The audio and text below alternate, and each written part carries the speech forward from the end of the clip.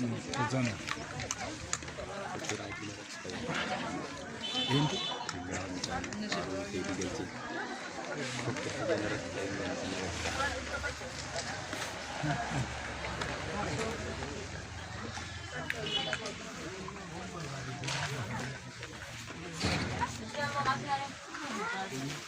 baga geessan hundi keessanuu dhufaa jiru egaa obsaashi seera wal qabsiisaa ta'e akkuma sitti himnetti waan jiru hundumaa wanti isinitti hafu hin jiru sin qaqqabsiisneshi sin hundi keessan nuuf tokkodha